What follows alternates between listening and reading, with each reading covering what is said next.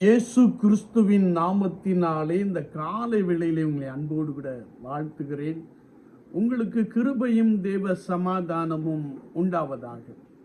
இந்த நாளிலும் கர்த்தருடைய ஆவியானவர் நமக்கு கொடுக்கிற வார்த்தை சங்கீதம் 85:12 நாம் வாசிக்கின்ற பொழுது, கர்த்தர் நன்மையானதை தருவார். ஆண்டவர் நமக்கு நன்மையானவைகளை தருகிறவர் என்று பரிசுத்த வார்த்தையிலே நாம் வாசிக்க முடியும். தேவனாகிய கர்த்தர் மனுக்குலத்தை ஆசீர்வதிக்கிறவர், மனுக்குலத்திற்கு நிறைவான நன்மைகளை கொடுக்கிறவர் என்பதை குறித்து பரிசுத்த வேதாகமத்திலே நாம் தெளிவாய் வாசித்து அறிந்து கொள்ள முடியும். எனவேதான் அப்போஸ்தலனாகிய யாக்கோபு சொல்லுகிறார் 1:7, நன்மையான எந்த ஈவும் பூரணமான எந்த வரமும் வரத்திலிருந்து இறங்கி ஜோதிகளின் பிதாவினிடத்திலிருந்து இறங்கி வருகிறது என்று சொல்லுகிறார்.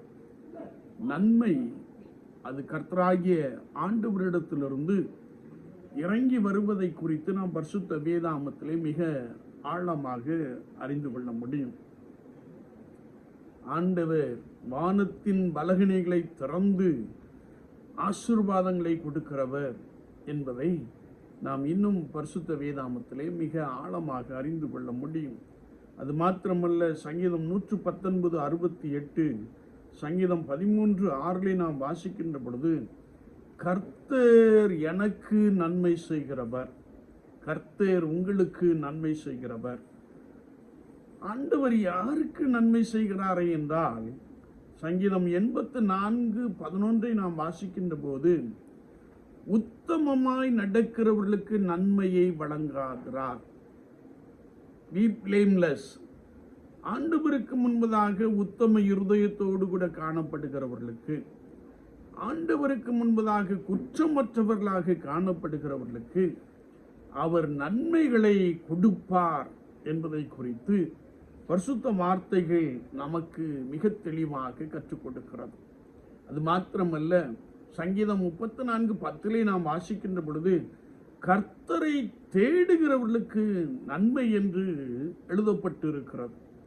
இன்னும் ஏசாயா 1:19 நாம் வாசிக்கின்ற பொழுது, நீங்கள் மனம் திரும்பி செவி கொடுக்கும் போது ஆண்டவர் திரளான நன்மைகளினாலே உங்களை நிரப்புகிறார் என்று பரிசுத்த வேதாகமத்திலே நாம் மிக தெளிவாக அறிந்து கொள்ள முடியும்.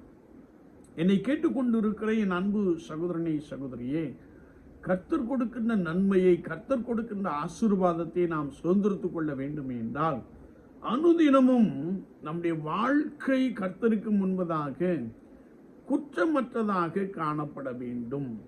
அது மாத்திரமல்ல, உத்தமமாய் நடக்கிற ஒரு அனுபவம் வேண்டும். அதோடு கூட நான் நித்தமும் கர்த்தரை தேடுகின்ற பொழுது ஆண்டவர் திரளான நன்மைகளினாலே நம்மை நிரப்புகிறார்.